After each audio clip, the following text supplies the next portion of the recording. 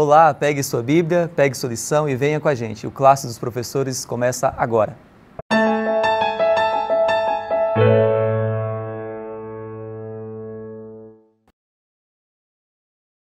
Querido amigo, querida amiga, sejam bem-vindos. Esse é o Classe dos Professores, você já sabe, né? É a sua lição em qualquer hora e lugar. Bom, nós estamos na lição 2, a lição da Escola Sabatina. Nós começamos na semana passada aqui com o grupo da Jéssica, a lição número 1. E você já viu que o tema principal da lição é esse aqui, ó, as 3 mensagens angélicas. Você ainda não adquiriu sua lição? Procure então a Casa Publicadora. Talvez tenha na sua cidade, mas se não tiver, acesse o site cpb.com.br e aí você vai poder adquirir a sua lição. Lá também você tem a oportunidade de fazer a assinatura da lição. Além de você ganhar uma lição, tá? Vai ficar um pouquinho mais barato para você, você também vai ter a comodidade de receber a lição na sua casa. E você não vai deixar de estudar nenhum dia da semana com a sua família, tá? Bom, pessoal, olha só. A gente já conhece vocês já conhecem a gente também, mas é sempre legal a gente poder parar para ler aqui os comentários, ver vocês participando. E é tão bom saber que tem pessoas de perto, mas também tem pessoas de longe nos acompanhando. Então, não deixe de colocar aqui embaixo de onde você está nos assistindo. E se você também tem algum pedido de oração a fazer, aproveite também esse canal, coloque lá o seu pedido, nós vamos estar orando pelos seus pedidos, viu? E com certeza Deus vai fazer um milagre maravilhoso na sua vida, ok? Se você não é inscrito no nosso canal ainda, já se inscreva logo. Ative o sininho, tá? Porque cada vez que chegar um vídeo novo aqui no canal Adventistas Lago Sul, você vai receber a notificação aí para poder estar acompanhando, tá bom? Bom, eu tenho aqui alguns convidados e pessoas especiais que vão estar junto conosco essa semana compartilhando aqui a mensagem que Deus preparou e reservou para nós estudarmos. Do meu lado aqui tem a Lívia. Oi, Rafael. Tudo bem, Lívia? Lívia é membro da Igreja Adventista do Lago Sul, Brasília. Seja bem-vinda, Lívia. Obrigada, Rafael. Esse trimestre voltamos a gravar juntos novamente. Pois é, a gente ficou um tempinho separados juntos. Aí, né? E aí, que bom que você está de volta. Que bom que eu retornei aqui para o meu grupo. Maravilha. Verdadeiro, né? Original, né? Original. Grupo original. Bom, do lado da Lívia tem o Alexander. Alexander, olha, você que já nos acompanha há muito tempo, você vai se recordar do Alexander, né? Alexander, verdade. Um dos pioneiros aqui do Classe dos Professores e agora está retornando para juntos estarmos a palavra de Deus. Posso chamar de Alex? Com certeza. Então, daqui para frente vai ser só Alex, viu, gente? Muito obrigado, boa noite a todos, ou bom dia, boa tarde, onde quer que você esteja e qualquer que seja o momento que você esteja nos assistindo. Maravilha. Pastor Davi Sabino, que alegria, pastor, ter o senhor conosco novamente. Seja bem-vindo mais uma vez. Obrigado, parece que está todo mundo retornando a esse grupo, né? A Lívia retornou, a Alex retornou, eu também estou retornando. E é uma alegria estar de volta, participando aqui do estudo da lição da Escola Sabatina. Um abraço grande para o seu coração. Pastor, retornando para um tema muito especial, muito importante para juntos estudarmos, né, pastor? É verdade. Bom, antes de começarmos o estudo da nossa lição, eu quero convidar você para uma palavra de oração. Lívia, você ora para a gente? Com certeza. Querido Deus, nós te pedimos agora a tua presença aqui nesse Santo Espírito, com o teu Santo Espírito nesse estudo. Amém. Esse tema, Senhor, é muito relevante e por ser falado em mensagens, em símbolos, né, como o Apocalipse é cheio é um livro muito simbólico, onde a maioria dele a gente tem que entender por meio dos símbolos, às vezes se torna um pouco confuso para as pessoas entenderem, mas agora nós pedimos que o Senhor nos dê o discernimento, para que por meio desse estudo possamos entender que na verdade isso que pode parecer tão complexo e confuso, na verdade é muito simples e é muito fácil de ser entendido. É o que nós te pedimos por Jesus. Amém. Amém. Amém. Amém. Bom, como eu falei para você, nós estamos na lição 2, né? A lição 2, o título dela é Tempo de Decisão. Antes de eu começar aqui o assunto da lição, tem algumas pessoas que a gente foi ler os comentários e pessoas queridas estão nos acompanhando direto e eu não vou deixar de falar o nome dessas pessoas aqui nesse momento. Por exemplo, a Denise, a Guilmar, lá da Igreja do Riacho Fundo 1, Distrito Federal. Não só essas duas, né? Eu me recordei agora do nome, anotei aqui porque eu estive na Igreja de Riacho Fundo e muitas pessoas comentaram que estavam assistindo o programa Classe dos Professores, então vai aqui o nosso abraço, um carinho todo especial do programa para você, tá? E a Joelma, Olha só, pastor, a Joelma, ela nos acompanha lá de Tarragona. Eu anotei aqui para eu não me perder aqui nesse nome. Tarragona, é lá da Espanha. Ela nos acompanha da Espanha e ela fala bem assim, gente, manda um abraço para Maria Farias, ela é de Barcelona. Olha só como é que o programa está ligando essas pessoas, né? Mas elas são amigas, elas moram no mesmo país, mas distante aí um pouquinho uma da outra. E falou assim, ó, a Maria Farias, ela batizou aí na igreja de vocês. Eu não sei se é na igreja aqui do Lago Sul ou daqui do Distrito Federal, mas batizou por aqui, né, em alguma igreja aqui de Brasília. Então vai aqui o nosso abraço todo especial, tá? Continue nos acompanhando, compartilhando essa mensagem com outras pessoas, viu? Bom, vamos lá. O verso para memorizar nosso está lá em Apocalipse, capítulo 14, versículo 14 e 15. Eu vou ler aqui na minha Bíblia, diz bem assim, ó. Olhei e eis uma nuvem branca, e sentado sobre a nuvem um semelhante ao Filho do Homem, tendo na cabeça uma coroa de ouro e na mão uma foice afiada. Outro anjo saiu do santuário, gritando em grande voz para aquele que se achava sentado sobre a nuvem. Toma a tua foice e ceifa, pois chegou a hora de ceifar, visto que a seara da terra já amadureceu. Olha só, Deus ele sempre fez questão de informar o seu povo a verdade presente, o que estava para acontecer ali nos seus dias, e Deus sempre fez questão de informar o seu povo, deixar eles cientes do que iria acontecer. Né? Foi assim na época do dilúvio, a mensagem, por exemplo, do juízo investigativo, da vinda do Messias, né? E, inclusive a própria Bíblia também apresenta os sinais do final dos tempos, né? Coisas que vão acontecer antes da volta de Jesus.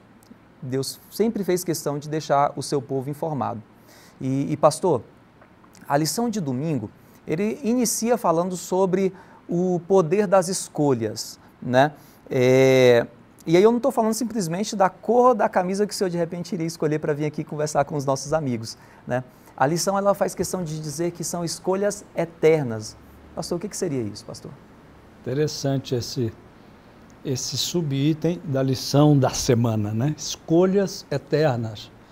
Evidentemente, né, Rafael, tem que ver com vida eterna, com resultados eternos, com consequências eternas, as escolhas e decisões que temos que tomar. O Apocalipse, ele vai avançando para um clímax a essa altura do estudo que nós estamos fazendo, porque nós estamos estudando principalmente nesta lição o capítulo 14, né? O livro de Apocalipse tem 22 capítulos, então nós já estamos lá perto do clímax do Apocalipse. E a essa altura ele já está propondo uma coisa muito importante na vida daqueles que acompanham a pregação do Evangelho, porque chega um momento em que a gente precisa tomar uma decisão. Ou a gente escolhe a Cristo, ou a gente desiste ou desiste de Cristo, ou escolhe Satanás. E esta é uma decisão ou uma escolha eterna, exatamente porque tem que ver com a nossa salvação ou perdição eterna.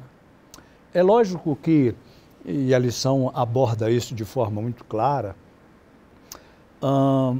se a gente se acostuma durante toda a vida a tomar decisões equivocadas muito constantemente, quando chega a hora de decisões importantes, a gente que está acostumado a tomar decisões equivocadas pode errar na decisão que vai tomar. Então eu gostei muito, apreciei demais o estudo desta semana do livro do Apocalipse, porque Cristo, Deus, através da história, está claro na lição, ele sempre nos ajudou a tomar as melhores decisões na vida da gente. Ele avisa, ele esclarece, ele profetiza, ele clareia o assunto, ele manda o Espírito Santo para que a gente tome sempre boas decisões, para que no momento de decisões eternas, que tenham que ver com a nossa vida eterna futura, a gente tome a melhor decisão, que é escolher a Cristo. Porque quando formos para o céu, nós precisamos estar com o nosso coração preparado, o nosso caráter formado, porque iremos levá-lo para o céu.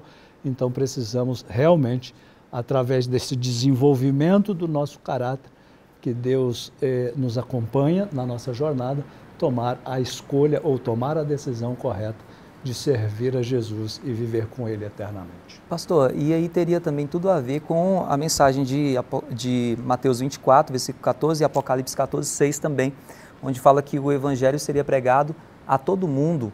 Então a escolha eterna, por causa desse evangelho, né, pastor? Tem que ver com o evangelho eterno, né? Que está narrando, abordando, levando a humanidade para a decisão eterna com relação à sua vida futura com Deus. Maravilha.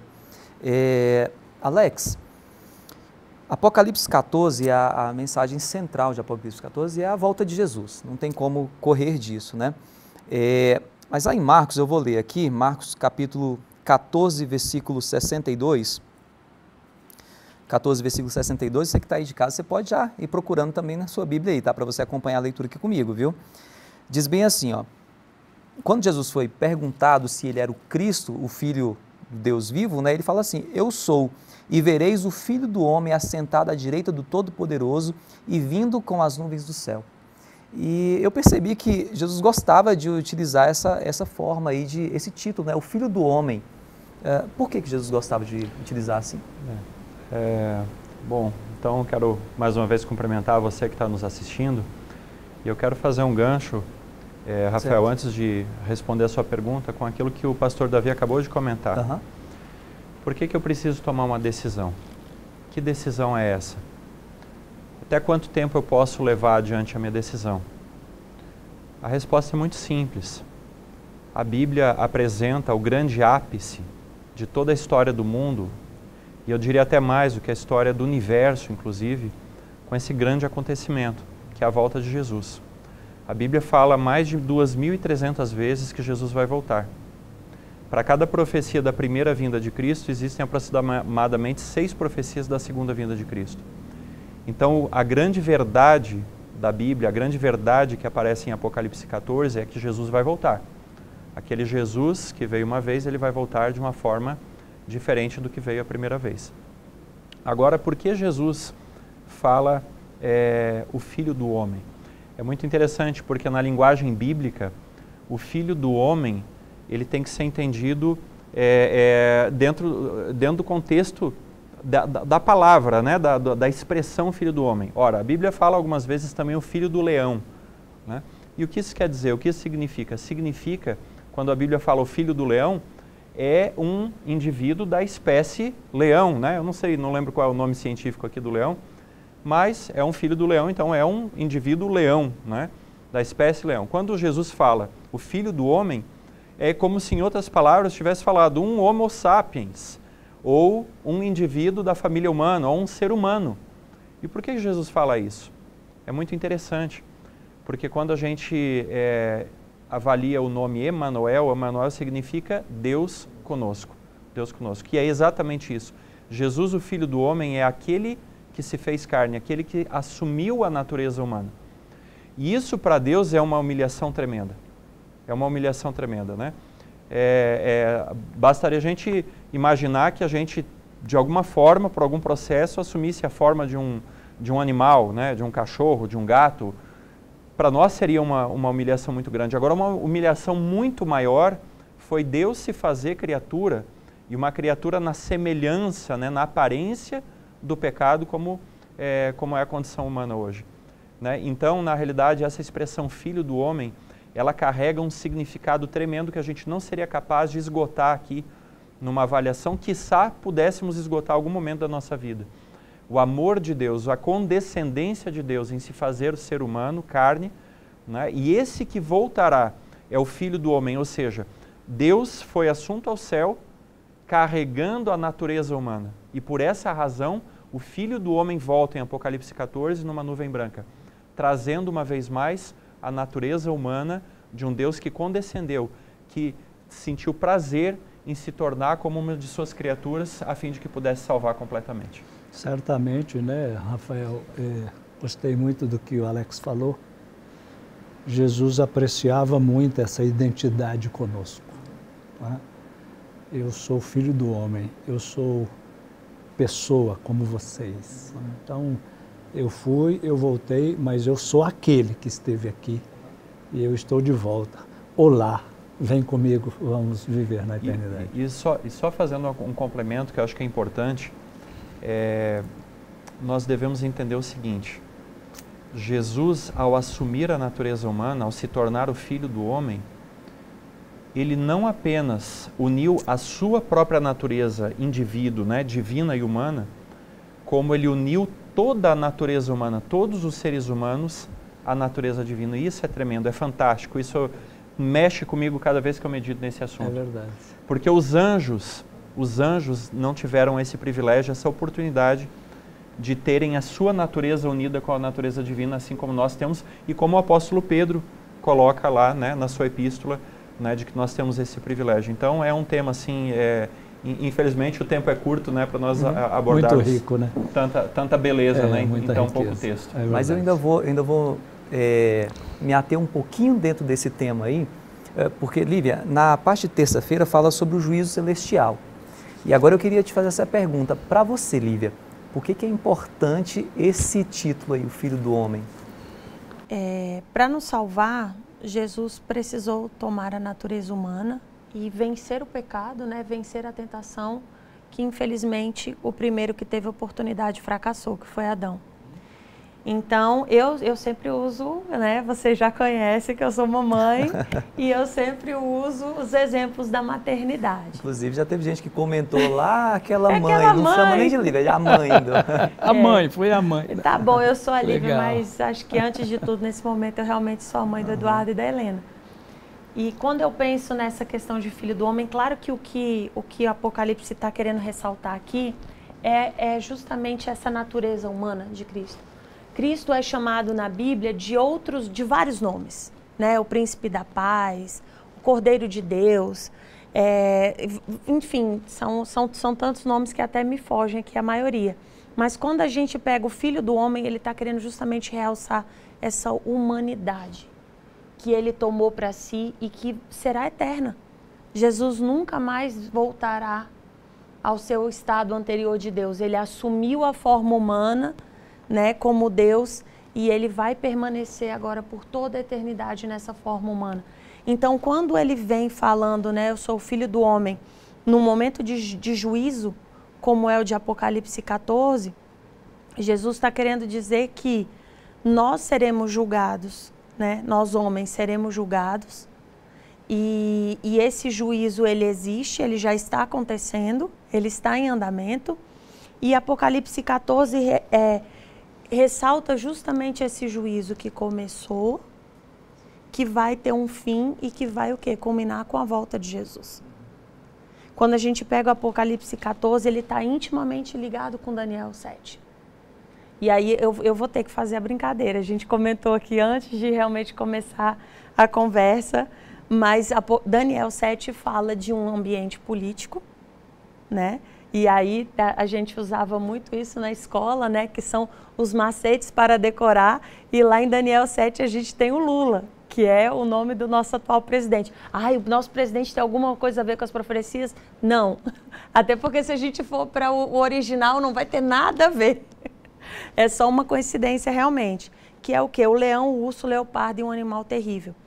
Deus vem mostrando para o profeta Daniel lá antes do nascimento de Cristo, muitos anos antes, Deus revela ao profeta Daniel o que haveria de acontecer no fim, e Deus revela qual seria o caminho que a humanidade seguiria. E Deus ressalta esses momentos políticos. E esse momento político que vem em juízo, em Daniel 7, é justamente, vai vir uma nação que é como um leão, vai vir uma nação depois que vai dominar, que é como um urso, vai vir outra que é como um leopardo, e depois vai vir outra que é como um animal terrível. Então, Deus pega o momento político, traz para as profecias e explica, tudo isso vai estar acontecendo no mundo, né? Então, quando a gente fala bem assim, não quero a ver com política, é impossível nós sermos apolíticos, porque a política está ligada aos acontecimentos do mundo que vão culminar com o juízo divino.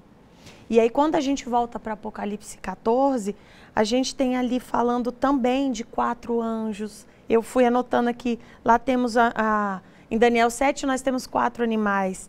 E aí quando a gente vai em Ezequiel, fala de 4 seres viventes. E quando a gente vai em Apocalipse 14, fala de 4 anjos. E todos esses 4, eles estão se voltando para uma mesma mensagem de juízo.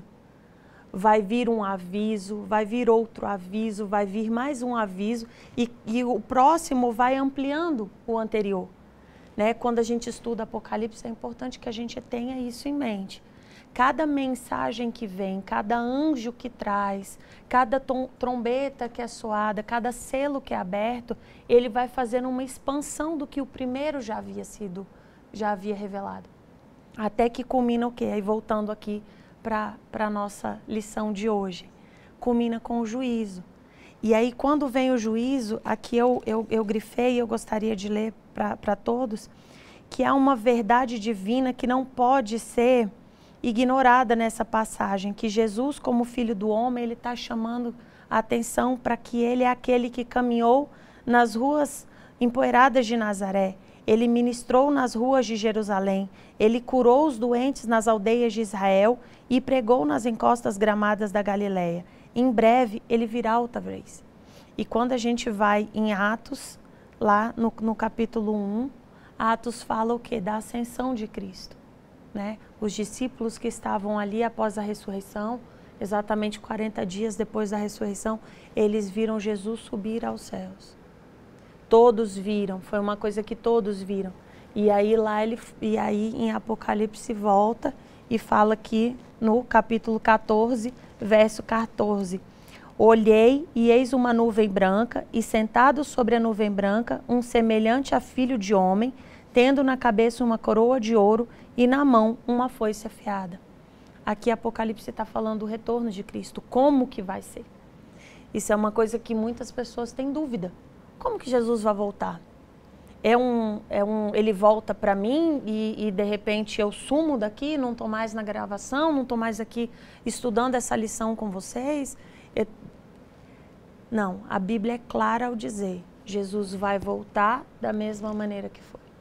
Então ele vai voltar nessa nuvem branca, ele vai voltar acompanhado dos anjos, ele vai voltar acompanhado inclusive de Deus o Pai. E vai ser um evento que todos vão ver. Assim como todos viram ele ascender aos céus e ninguém teve dúvida, e os anjos apareceram depois e confirmaram. Ó, esse Jesus que ascendeu aos céus, ele vai voltar. E aí quando ele volta, olha, ele volta com uma coroa de ouro, bem diferente da maneira como veio da primeira vez, e ele volta com uma foice afiada na mão. E essa foice tem um significado também, que é o que de... E essa coroa, deixar claro, né, que no grego original a palavra para essa coroa aí é Stefanos, né, que é diferente da palavra diadema, por exemplo, né, que é a coroa que os salvos vão usar. Então a coroa de Cristo, Stefanos, a coroa Stefanos é a coroa do conquistador, é a coroa do vencedor, é a coroa do rei legítimo, né. Então isso é muito bonito. E nesse mesmo texto que você leu também, né, que é o texto também do nosso verso para memorizar, fala lá o Filho do Homem, né, vai estar vindo.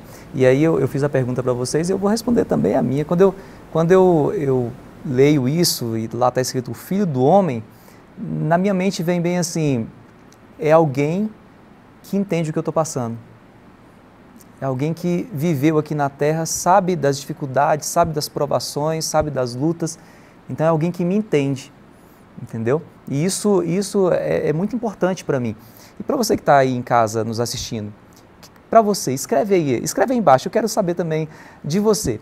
O que essa palavra, o que essa expressão Filho do Homem diz ao seu coração? Escreve aqui que depois a gente vai dar uma lida aqui para entender também o que você pensa sobre isso, tá? Pastor, os dois então já começaram falando sobre essa questão aí da foice, né, afiada, da coroa na cabeça. Continua para a gente explicando aí o que significa tudo isso, pastor. A despeito do fato de que muitos possam crer que a volta de Jesus seja um acontecimento diferente daquele que a Bíblia apresenta, né? A Bíblia apresenta de forma muito clara como Jesus vai voltar, porquê, objetivos, etc. e tudo mais, né? Agora, a lição na parte de quarta-feira, nós já estamos lá da metade para o fim da lição dessa semana, ela apresenta o aspecto do juízo, né? Porque foi-se tem que ver com colheita. E a Bíblia usa no Apocalipse essa ideia da colheita, da vindima, exatamente para dizer que em algum momento, Deus que plantou a vinha, Deus que jogou a semente no solo do coração humano, Ele deseja que ela cresça, que ela frutifique, para que em algum momento Ele venha fazer a colheita. E esta é a cena, né? Então, possa ser que alguém que nos ouça pense que eu aprendi que Deus é tão bonzinho, e Jesus e Deus são pessoas maravilhosas, boas e tudo mais, sem dúvida que são, né? Então, eles creem que Ele seria tão assim, que nem julgaria ninguém, cada um faz o que quer e está tudo bem, né? Mas na lição de quarta-feira, ele começa a tecer o assunto do juízo, que necessariamente nós vamos ver mais para frente, não é um acontecimento ruim, espantoso, negativo, pelo contrário, Jesus vem para vindicar os seus, para pegar os seus, para estabelecer definitiva e legalmente quem são os seus, não é? Então, por isso que na lição dessa semana a gente já vem falando sobre escolhas eternas. Se nós temos feito escolhas corretas na nossa vida, apoiados pelo poder do Espírito Santo, este momento da foice, da colheita, do final da história, que é apresentado aqui já inicialmente na lição da quarta-feira, vai ser um momento muito feliz, tranquilo, porque nós vamos nos encontrar salvos, julgados, justificados diante de Deus para vivermos a experiência eterna da convivência com Ele, né? Pastor, e eu vou até pegar também um gancho do que o senhor acabou de falar aí para colocar uma pergunta aqui para o Alex, porque em Apocalipse também fala sobre duas colheitas. E aí eu vou te perguntar justamente isso, né? Quais são essas duas colheitas? É interessante, Rafael, porque o Apocalipse apresenta dois símbolos de colheita, né? Dois produtos de colheita. E aqui no DF, aqui a gente tem um privilégio, ao nosso redor a gente tem muitas fazendas aqui, muita plantação de grãos, né? De grãos, aqui girassol, soja. Soja tem bastante aqui, né? Então assim, enfim. E o que o Apocalipse, quais são as duas metáforas que o Apocalipse está trazendo para a gente? E a lição, embora não tenha aprofundado um pouco mais, eu acho que ela é de uma riqueza tão grande que eu gostaria de, bem brevemente aqui, explorar elas. O grão, né? A Bíblia representa o grão como os frutos positivos, os frutos bons, que vão estar nas mãos de Cristo, sendo levados, né? Levados para o celeiro celestial. É o grão dourado, né? E existe um outro símbolo aqui que o Apocalipse traz, que é o símbolo do lagar, que é um outro tipo de colheita. Eu preciso entender o que é o lagar para que a riqueza dessa metáfora comece a aparecer para a gente. O que é o lagar? O lagar é um lugar onde o pessoal lá, né, os povos antigos, entre eles os judeus, né, os israelitas, costumavam pisar tanto as uvas quanto as azeitonas. Mas, notadamente, essa linguagem é muito ativa no Velho Testamento, notadamente se pisavam as uvas. A Bíblia refere muito isso, nas uvas. E você sabe, né, você já deve ter visto aqueles filmes, ou até pessoalmente, lá o pessoal que trabalha com produção de vinho, de suco de uva, pisando uva, né? E aquela cena, você vai pisando e vai saindo o suco da uva. E a Bíblia faz uma analogia muito constante entre o suco da uva com o sangue, né? Então o lagar, o que é? É onde, né, o agricultor, onde o dono da propriedade pisa as uvas e sai o sangue das uvas, né? Então essa linguagem ela é muito gráfica, porque esse lagar, né, e a Bíblia associa muitas vezes o lagar com um lugar de ira, né, de vingança. O lagar é onde os ímpios vão ser destruídos, né? E a gente não quer transmitir com isso, e não é a intenção da Bíblia, pelo contrário, transmitir a ideia de um Deus vingativo, de um Deus austero, né, autoritário. Não, não é isso. Mas o pecado precisa ser destruído. O mal precisa ser destruído. A gente não quer continuar ligando a nossa televisão lá no céu, né, e vendo notícias tristes, notícias de doenças, de assassinatos, de roubos, de desonestidade, de fraudes, corrupção. A gente não quer.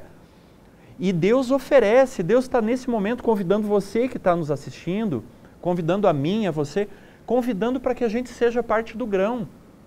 E se você está em casa e você está tendo o privilégio de poder estar acompanhando a gente nessa palavra, saiba que para você ainda é tempo de tomar a decisão.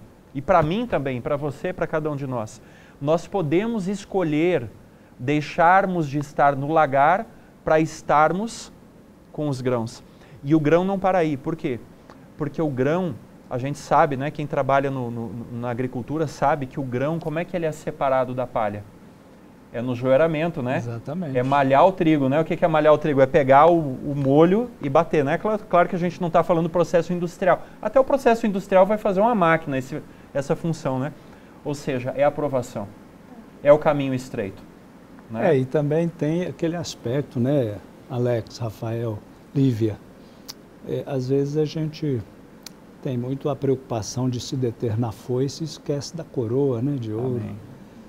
Então, gostei muito do equilíbrio com que está sendo apresentado o tema aqui, porque a Bíblia não quer passar essa imagem, né, o Deus vingativo, cruel. Não, aquele é um momento espetacular, porque Deus vai dizer para o universo no juízo: este é meu, não é?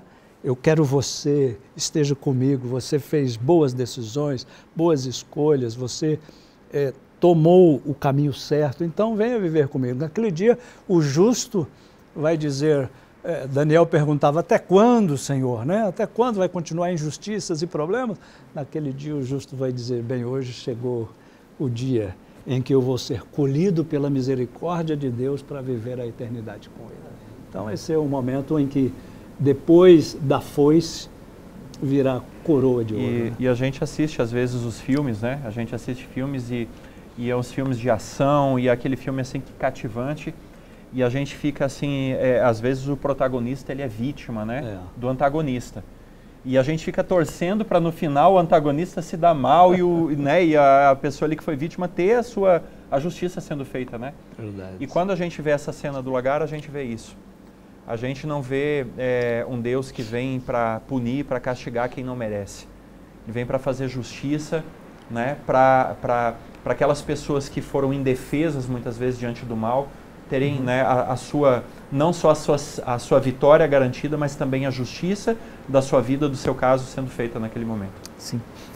Lívia, faz para a gente um fechamento aqui do que nós estudamos. Deixa uma mensagem aí para o pessoal que está nos assistindo. É difícil, hein, Rafael? Conseguir fechar tudo que a gente conversou aqui. Muito amplo, né? Muito, nossa, muito amplo. É um estudo muito rico. Nós somos transformados pela contemplação. E até a gente conversava aqui um pouco, poucos, ou acho que mais ninguém, teve a sorte que o ladrão na cruz. Né? Então, quando nós tomamos uma decisão por Cristo, nós ou vamos ser joio ou vamos ser trigo. Ou nós vamos estar do lado de Cristo ou nós vamos estar contra Cristo. Quem acha que existe uma terceira avenida aí de pessoas, não existe. Ou você está de um lado ou você está do outro.